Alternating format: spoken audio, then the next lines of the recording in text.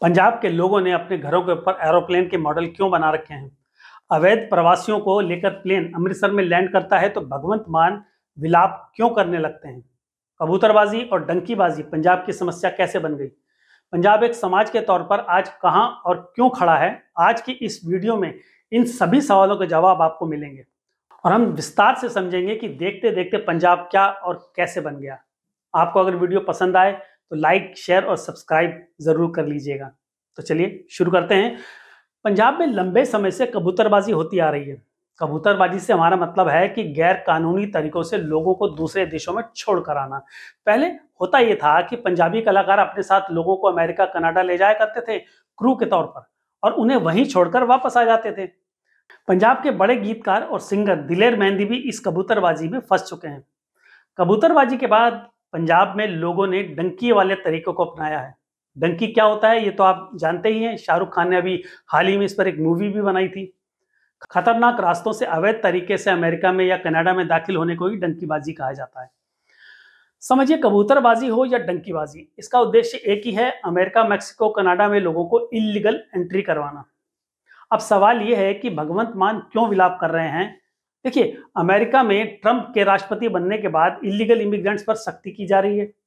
ऐसे में भारत से जो इलीगल इमिग्रेंट्स वहां पहुंचे हैं उन्हें भी वेरिफिकेशन के बाद लौटाया जा रहा है।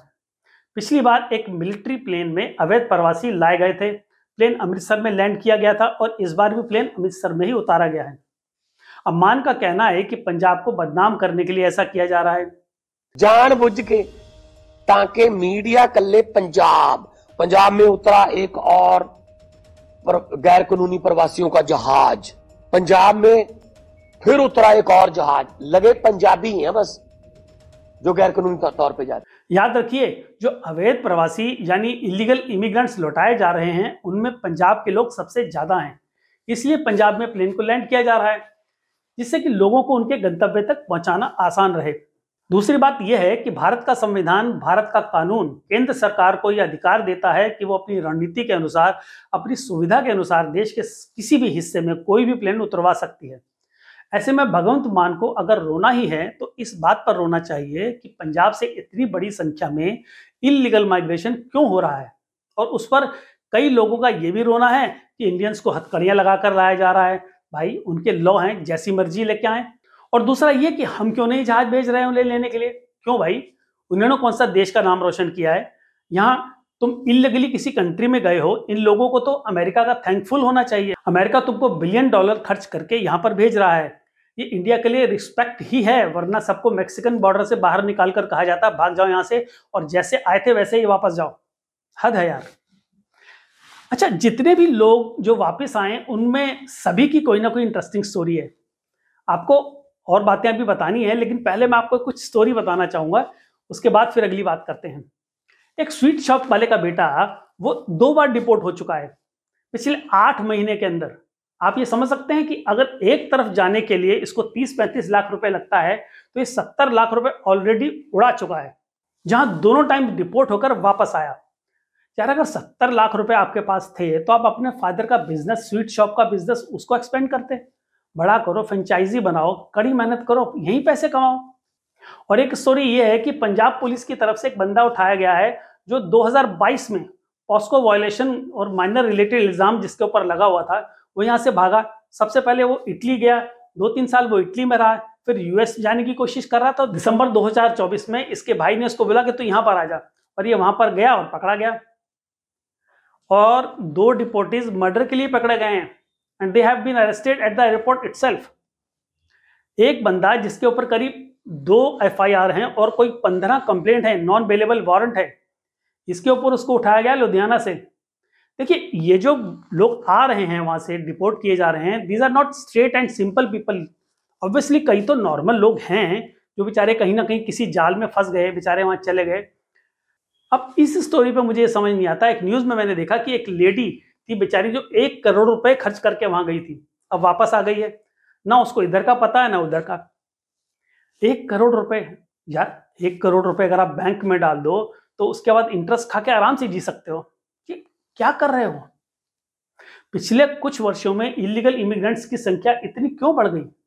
आप पंजाब के छोटे छोटे शहरों में जाइए, आप देखेंगे कि वहां बाजारों में, शहरों में, छोटे छोटे कस्बों में एजेंट दुकान खोलकर बैठे हैं। हर कोई वहां किसी ना किसी को विदेश भेज रहा होता है या फिर जाने की बात कर रहा होता है। सवाल है कि क्यों राज्य सरकार इस पर कार्रवाई नहीं करती। एक बात और समझ लीजिए, विदेश जाने का एक क्रेज पंजाब के लोगों में पागलपन की हद पार कर चुका है। करोड़ों रुपए देकर लोग गैर कानूनी तरीकों से अमेरिका जाना चाहते हैं, कनाडा जाना चाहते हैं, और ये इलीगल जाने वाले वहां जाकर क्या करते हैं? होटलों में काम करते हैं, घरों में सफाई करते हैं, मजदूरी करते हैं। अब देखिए, डिग्री तो उनके पास है नहीं, अगर इस लायक होते तो इलीगल नहीं जाते। अब इलीगल गए हैं तो ऐसे ही काम करेंगे।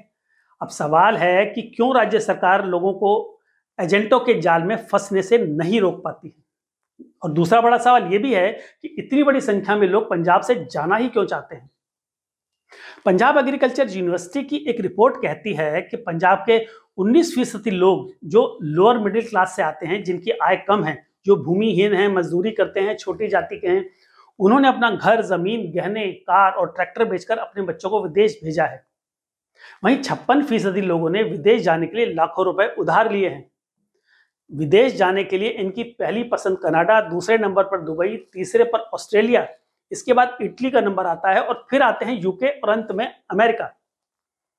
पंजाब, जिसे कृषि प्रधान राज्य कहा जाता है, उसका ग्रामीण क्षेत्र पूरी तरह कृषि पर आधारित है।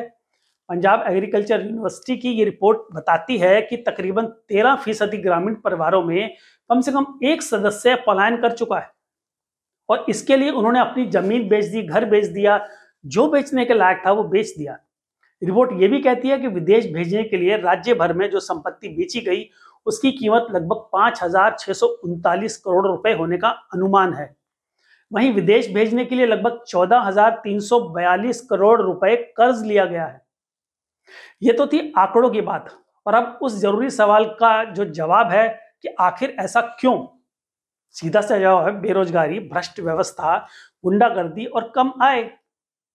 इंडिया टुडे की एक रिपोर्ट के मुताबिक पंजाब भारतीय राज्यों में सबसे ज्यादा कर्ज वाली अर्थव्यवस्थाओं में से एक है। पंजाब पर प्रति व्यक्ति कर्ज 1 लाख रुपए है। राज्य का लोन जीडीपी अनुपात भी अब देश में सबसे अधिक 53.3% है, जबकि इसकी अधिकतम सीमा 20% तय की गई थी। पंजाब एग्रीकल्चर यूनिवर्सिटी की रिपोर्ट में पलायन का एक बड़ा कारण नशीली दवाओं के बढ़ते प्रचलन को भी बताया गया है।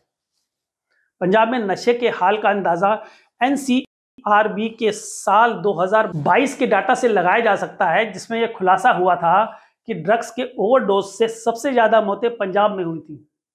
पंजाब में कानून व्यवस्था भी खस्ता हाल है, और अब संसद में पेश किए गए आंकड़ों से पता चलता है कि सबसे ज्यादा संख्या में भारतीय जो रूस चले गए और फिर उन्हें यूक्रेन के खिलाफ युद्ध में लड़ने के लिए धकेल दिया गया, वे भी पंजाब से हैं। रूस के लिए लड़ते हुए अब तक 12 भारतीय नागरिक मारे गए हैं और 18 अन्य अभी सेवा में हैं और 16 तो लापता हैं, जो मिले ही नहीं कहां गए। इन सभी का कहना है कि ऊंची तनख्वाह वाली नौकरी और रूसी नागरिकता दिलाने के नाम पर उन्हें ठगा गया और फिर युद्ध की अग्रिम पंक्ति में भेज दिया गया। इलीगल इमिग्रेंट्स के कारण अब तक संयुक्त राज्य अमेरिका से निर्वासित किए गए लोगों में सबसे बड़ी संख्या थी पंजाब से। याद रखें, अब तक 3 उड़ानें भारत वापस आ चुकी हैं। पहली उड़ान पंजाब से 31 लोगों को वापस लेकर आई, दूसरे में राज्य के 65 लोग थे और तीसरे में 31। बात यह है कि ये पंजाब को कलंकित करने की कोई बड़ी साजिश नहीं है। असली मुद्दा इस राज्य में बढ़ते इमिग्रेंट्स रैकेट का है, और ये पंजाब और हरियाणा उच्च न्यायालय हैं जिसने इसे खतरे में डाल दिया है। इस महीने की 18 तारीख को अदालत ने पंजाब सरकार से 30 दिनों के भीतर इलीगल इमिग्रेंट्स एजेंटों के खिलाफ कार्रवाई करने को कहा है। जॉन्स हॉपकिंस यूनिवर्सिटी द्वारा 10 फरवरी को प्रकाशित एक शोध पत्र में यह भी कहा गया कि वर्ष 2001 से 2022 के बीच अमेरिका में शरण मांगने वालों में से 60% पंजाबी भाषी थे। दोस्तों, यही असली समस्या है, पंजाब की छवि के बारे में नहीं। वास्तविक समस्या ये है कि पंजाब में लोगों को इन ट्रैवल एजेंटों द्वारा उन लोगों द्वारा पीड़ित किया जा रहा है जो उन्हें एक उज्जवल भविष्य अमेरिका में, रूस में एक नया जीवन देने का वादा कर रहे हैं और फिर उन्हें इलीगल इमिग्रेशन धोखाधड़ी के इस दुष्चक्र में फंसा रहे हैं। केंद्रीय विदेश मंत्रालय की एक रिपोर्ट ने खुलासा किया है कि पंजाब में सक्रिय 92% ट्रैवल एजेंट अवैध हैं, जो वैध लाइसेंस के बिना अपना व्यवसाय चला रहे हैं। विदेश मंत्रालय की रिपोर्ट के अनुसार राज्य में हजारों इमिग्रेशन सलाहकारों में से केवल 212 एजेंट, केवल 8% केंद्र सरकार के दिशा निर्देशों के तहत कानूनी रूप से पंजीकृत हैं, यानी रजिस्टर्ड हैं, जिससे पूरे राज्य में हड़कंप मच गया।